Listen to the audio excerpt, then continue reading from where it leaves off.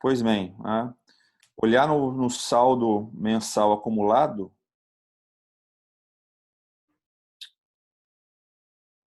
ou no saldo acumulado, na verdade, né? E ver ali a máxima exposição do teu caixa aí. Que mês que você teve, né? Que esse acúmulo foi o máximo negativo ali. No teu caso aí foi qual mês? Olha aí. Saldo mensal acumulado.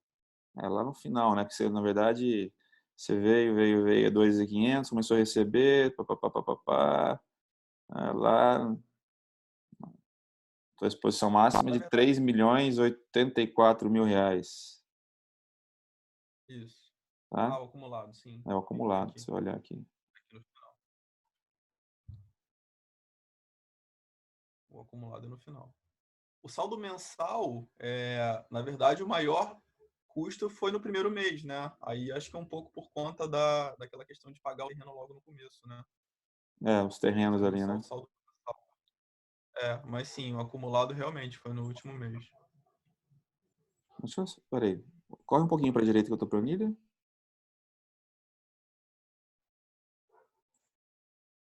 Saiu aqui para mim. Desculpa, para a esquerda, ao contrário.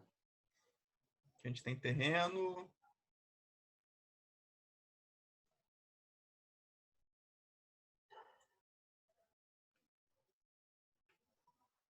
Saldo.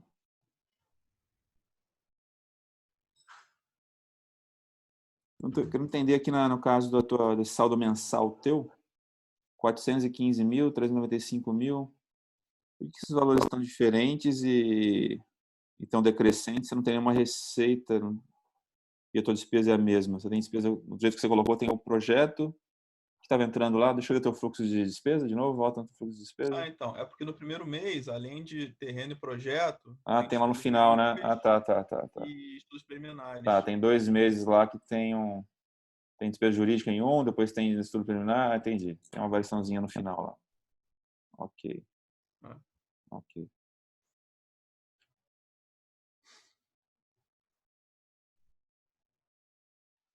Ok. Lembrando vocês que essa conta na planilha de calcular o valor presente, né? Que tem que usar uma formulazinha ali, isso aí, o jeito que as provas eram feitas, eles calculavam isso na mão ali, é onde o pessoal gastava um tempinho ali para fazer as continhas, nem sempre os números batiam e tudo mais, fazia na hora do aperto lá, fazia o que era um injusto, porque eu falei, poxa, tinha que ter uma planilha, né? É justo, uma maluquice colocar o aluno para ficar fazendo isso aqui na mão, mas enfim, é o que tinha na ocasião ali nas provas realizadas ali com a presença de vocês em sala. Mas os demais aí, estão à vontade aí com essa Na construção? época que isso é bem mais fácil. Mas estão à vontade com a construção, né? Estão se sentindo aí aptos a cada qual resolver, montar a sua planilha de viabilidade, dinâmica, fazer análise.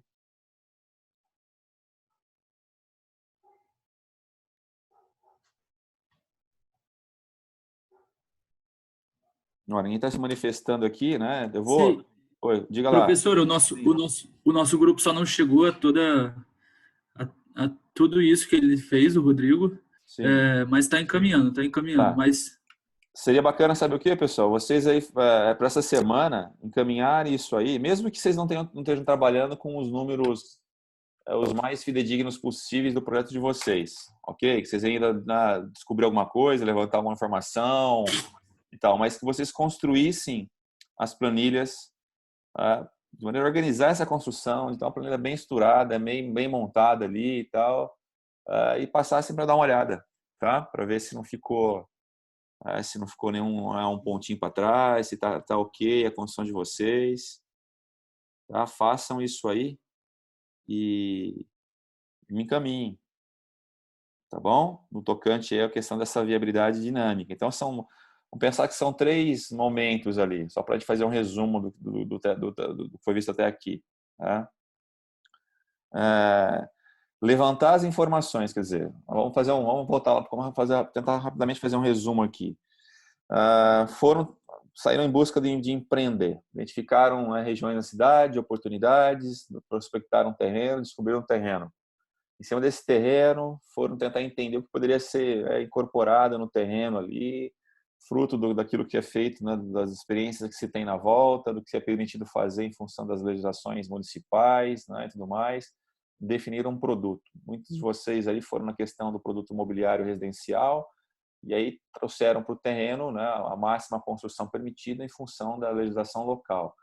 Fizeram tudo de massa, alguns definiram uma casa, outros definiram uma edificação, um prédio, respeitando gabaritos, altura, recuos, e aí chegaram a uma área construída, né? Levantaram essa área construída, perceberam que essa área construída era importante chegar a ser uma área construída equivalente, para isso ponderaram lá em função de fatores, fizeram uma correção na área, em função ali, né, dos fatores, né, dos fatores de correção, em função de cada área de um empreendimento ter valores de construção que são diferentes. Então, chegaram a uma área equivalente, dessa área equivalente foram lá na CUB, identificaram o produto de vocês, fizeram uma multiplicação, chegaram a um custo direto de construção, complementado por custos adicionais que não estão previstos na CUB, levantaram aquilo que seriam os custos indiretos dessa construção, no tocante à parte administrativa, canteiro de obra e tudo mais, tem lá os custos estabelecidos. Desses custos estabelecidos, né, estão separados ali os valores, né, pronto.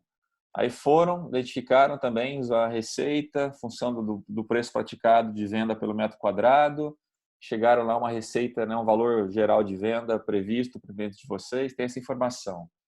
Pegaram agora, né, esses valores, né, essas despesas que vão se dar ao longo dos meses compreendidos pelo empreendimento e começaram a colocar essas despesas, né, no tempo.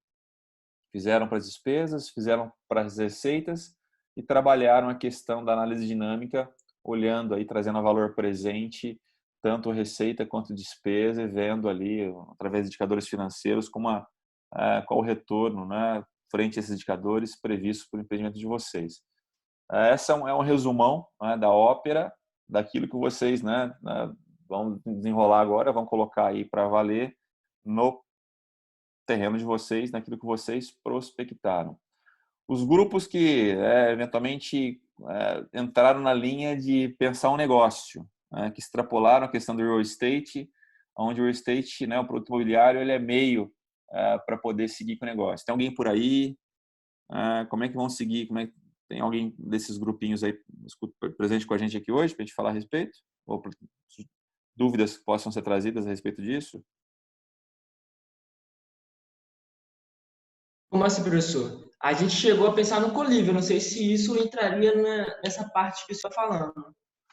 Pois então, né? Que o co-living, normalmente, são incorporadores que estão agora, né, com aquele propósito de empreenderem, de construírem, vão ter a construção, as despesas elas vão ser semelhantes a qualquer outro empreendimento, tá certo? Vão se dar ali nos tempos ali como os demais. A questão é aquela de receitas, né? De fazer uma análise, né, financeira a respeito das receitas provenientes, né, com as locações que vão se dar, obviamente, quando o produto for entregue, finalizada a obra, o produto operacional, eu começo a girar isso aí, né? Esses co-living trabalham realmente com grandes, né, número de unidades que vão ser locadas, tem que trabalhar com uma taxa de vacância, de ocupação média lá, 80%, 90% ali de ocupação, outra informação que vai entrar, e uma receita que passa a se ter a partir desse momento, né? Essa análise, né, financeira, né, para tentar entender, né, qual a taxa de retorno, a atratividade, né, disso aí. Olha lá, o Marcelino chegou aqui na história. O Marcelino está junto com a gente agora. E vai me ajudar aqui justamente a entender, hein, Marcelino? Bom dia, meu caro. Tudo bem? Bom dia, pessoal. Desculpa o atraso aí. Sem dúvida, você está madrugando. A gente sabe disso, cara. Nós que agradecemos você ter acordado com o Galo aí mais um dia, ou antes do Galo, na verdade, né? Para estar com a gente aqui. Estamos justamente aqui conversando, Marcelino, nessa questão onde, né, o produto desenvolvido aí pelos grupos, né, ele extrapola a questão do produto imobiliário, né, que tem uma ideia de ser comercializado, ser vendido, né, no mês A, B, C ou D ali, e aí se parte para aquilo que está muito em voga hoje, num cenário de juros baixos, que alguns empreendedores, alguns incorporadores, alguns fundos, alguns investidores, na verdade, adquirindo produtos imobiliários para locação. Né? E como é que essa questão, né, das receitas ela é colocada no fluxo de caixa de receitas ali, como é que se considera, por exemplo, a questão lá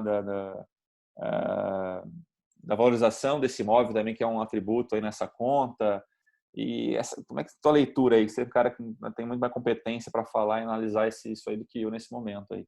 Como é que fica essa análise desse fluxo, considerando não a venda, mas a alocação das unidades? Na realidade, bom dia, pessoal. Desculpa aí o atraso mais uma vez. Na realidade, um imóvel para renda, você separa aí essa questão da valorização, porque a valorização ela só se consome efetivamente na saída do negócio. Então, você não tem uma renda pela valorização, né? Você só tem a renda, você só tem receita pelo aluguel que você está pagando, né? Ou que você está recebendo. Então, qualquer valorização só é considerada no momento da sua saída do empreendimento, do negócio. Isso não acaba não entrando, então, na análise? Ela entra no final. No final. Porque todo empreendimento para renda, seja ele qual for, em algum momento você tem que imaginar que você tem uma saída dele. A saída é através da venda. E aí, na venda, você pode caracterizar esse ganho aí em cima da venda do imóvel, do empreendimento. Então, esses caras estão entrando ou estavam entrando, né? Futuro é incerto agora, mas que entraram nessa perspectiva de adquirirem, na verdade, incorporarem imóveis aí pensando em locação. Então, tem o caso dos co-living lá, um prédio em 300, 400, 700 unidades ali começam a ser alocadas a partir da data de entrega da obra, começou a rodar ali, entrou no operacional, começaram a alocar. Você tem as receitas, tem em considera também aquela história das despesas provenientes de manutenção dessas unidades. E esses caras, será que eles entram com a ideia de rentabilizarem ali o capital durante um período mais curto, para depois saírem do empreendimento? Eles enxergam aquilo como um prazo mais longo, de 5, 10, 15, 20 anos. Eu tenho escutado, o que eu escuto a respeito é que, né, o retorno, não sei, mas é uma coisa de longo prazo, né? Algo que se investe pensando em ter retorno depois de 5 anos. Mas eu não entendo muito bem. Normalmente, sim. O período de investimento desse tipo de investimento é longo, né? Como qualquer investimento desse tipo. Por exemplo, é comum, por exemplo, supermercados, porque tem muito supermercado aí, tem muita empresa, dona de supermercado aí, que se desfaz do imóvel porque é um ativo que é caro para ela, e vende para alguém e aí aluga com essa pessoa. E essa pessoa vive da receita, né, desse empreendimento, desse imóvel. Galpão logístico, por exemplo, muita gente constrói para alocar, né, não para vender, normalmente. Imóvel residencial no Brasil é raro. Tem aí algumas empresas que estão começando a fazer isso, até por conta dessa redução da taxa de juros, realmente. Mas nos Estados Unidos, por exemplo, é comum, bastante comum você, principalmente nos grandes centros, você ter imóveis que o cara empreende o imóvel todo e loca esse imóvel, entendeu? Mas são empreendimentos de longo prazo, são empreendimentos, sei lá, de 20 anos, 15, 20, 30 anos, não menos do que isso. A gente poderia orientar o grupo aí a fazer uma análise de fluxo, né, considerando aí que elementos que a gente tem que pensar para trazer para esses alunos montarem uma análise financeira no mercado. Que tipo de empreendimento é? Cadê o grupo aí se manifestando? Pessoal? Professor, a gente pensou em fazer isso. Você sabe o que é? Não entendi, eu não vi, desculpe. É um co-living. É tipo um sistema de... Tá, entendi. Eu faria uma conta de 20 anos, de 15 anos. Por isso que a gente nunca aconselha a gente fazer esse tipo, vocês para desenvolver esse tipo de empreendimento. Ou faria uma conta, por exemplo, de 10 anos, vendendo ele no final, para fazer que número é que ele dá. Menos de 10 eu acho que é pouco. O ideal seriam 15 anos. Mais ou menos, que é uma meia-vida de um negócio desse, mais ou menos, entendeu? Correto. Tá certo. Obrigado. Então, mas aí vamos lá, pensando no fluxo, desse tipo de empreendimento. Só considera a receita? Não, os dois, receita e despesa. Despesa ao longo também, né? Tem despesa, né? Então, Tem assim, imposto que você paga, né? Porque você tem uma renda, você tem... Assim, tem a manutenção, tem a manutenção, tem a reposição de, eventualmente, dependendo da forma como vocês vão locar isso, tem a reposição de parte de equipamentos que estão dentro do empreendimento, dos imóveis. Tem que fazer uma conta, dá um pouquinho de trabalho. Esse tipo de então, conta dá trabalho. justamente, a questão é você fazer lá a receita, imaginar que uma unidade lá, a alocação mensal, o dinheiro presente custe, saia por, sei lá, R$ 2.000 por mês. É fácil você introduzir esses números na tua planilha. Agora, você ir atrás de quanto, né, despesa você vai ter para poder operar isso aí, considerando os impostos, né, a depreciação, a substituição, isso são informações que não são tão fáceis de serem trazidas aí para poder abastecer o fluxo de vocês. Tá? Mas, então, aquela história, né? A gente vai sair, a gente pode até construir, ter uma ideia de construção, mas, de fato, espelhar a realidade, o trabalho vai ficar um pouco aí, talvez, né, aquém. Mas estamos aqui também, a ideia é aprender como multar, então trazer as informações, entender que, eu falo para vocês, né, entrar no negócio, o pessoal que está falando de co-living ali, tem muita informação também disponível, tem gente fazendo, né, tem gente, né, um monte de live acontecendo a esse respeito, de informações disponíveis, tem que também procurar entender. Entenderem como é que funciona esse tipo de negócio. É interessante entender o funcionamento, a operação disso para saber, né, qual os valores, um parâmetro em relação à receita daquilo que é provisionado para despesa. Pode trabalhar dessa maneira também. De repente, 10% da receita é algo que é provisionado para as despesas que vão se dar, né, no tempo dessa maneira. Eu preciso ir atrás da informação, né, grupo aí. Não é simples, mas aconselho que vocês vão Só, atrás. Sim, não, mas é bom porque aí diverge um pouquinho de alguns outros grupos e amplia o conhecimento de todo mundo. perfeito. Mas professor, só para tirar uma dúvida, então, no caso, suponha que o tempo para o retorno de todo o investimento fosse de 15 anos. Então, a gente teria que fazer uma tabela com, no caso, todos 15, os meses 15 desses 15 vezes anos. 12. Isso, 15 vezes Sim, 12 meses. tá certo. E você tem que, na realidade, você tem uma fase anterior que é a fase de despesa, né, de construção. Dentro daquela tabela que a gente usa normalmente, você tem despesas que você não vai ter, por exemplo, você não vai vender, então você não tem marketing na venda do imóvel, comunicação e marketing na venda do imóvel, mas depois você tem um evento dentro do funcionamento do empreendimento, você vai precisar fazer marketing para alugar o imóvel. Então, a aproximação, quer dizer, a forma como você constrói esse fluxo é diferente e onde você aloca essas despesas.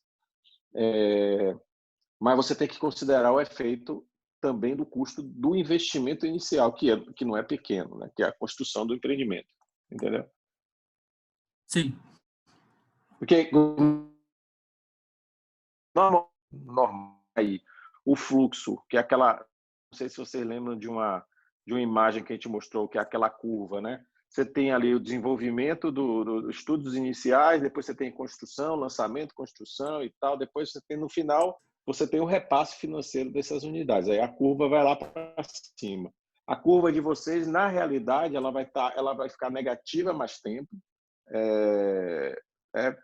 e provavelmente ela só vai voltar a ser positiva bem lá na frente, né? Porque você... Diga. Desculpa, pode falar? Só uma perguntinha. É porque eu lembro que na última aula vocês comentaram assim que normalmente os bancos eles emprestam dinheiro normalmente quando você tem uma certa porcentagem de Uhum. apartamentos já vendidos, uma certa quantidade de De obra porcentagem de feita. marketing. No caso de um empreendimento onde você vai alugar, a previsão que você retorne o dinheiro ao banco é muito maior. E como que isso funciona normalmente? Então, não tem... Eu diria para você, cara, eu não conheço um modelo de financiamento bancário para esse tipo de empreendimento. Que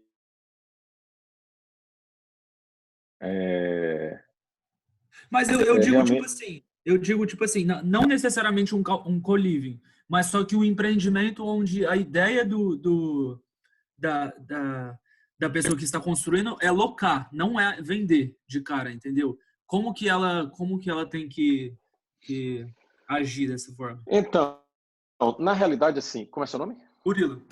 Murilo, na realidade, assim, na realidade, eu vou supor, tá? Eu não conheço como é que opera esse mercado, eu vou supor, porque eu vou fazer uma adaptação de conhecimento. É, você tem o produto financeiro para financiar empreendimento imobiliário, ele é muito restrito ao empreendimento imobiliário, que é esse que a gente conhece normalmente.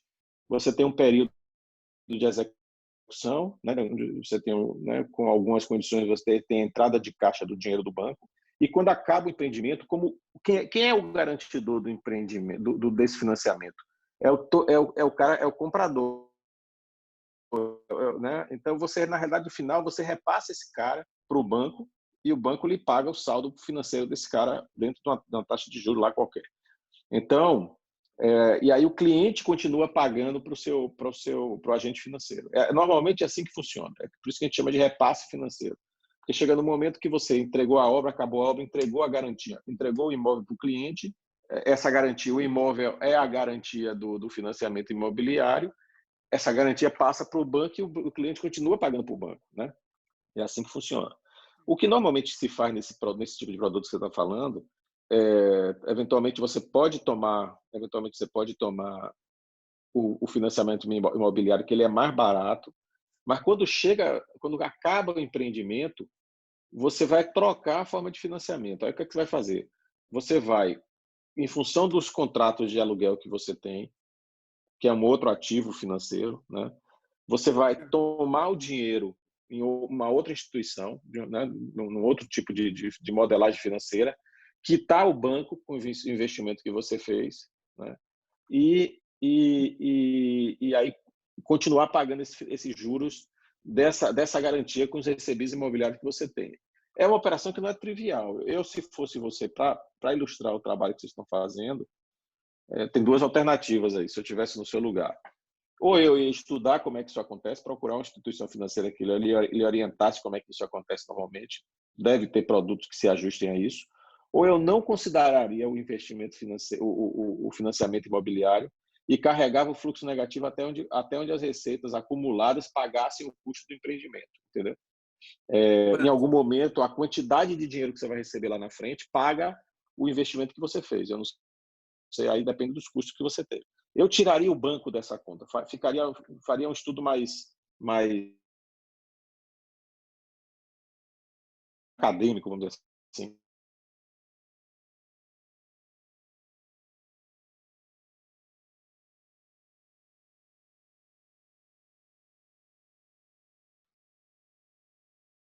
Marcelino, deixa eu fazer uma pergunta. Você está me ouvindo?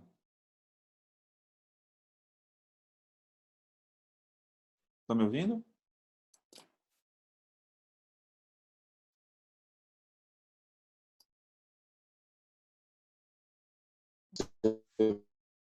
Vai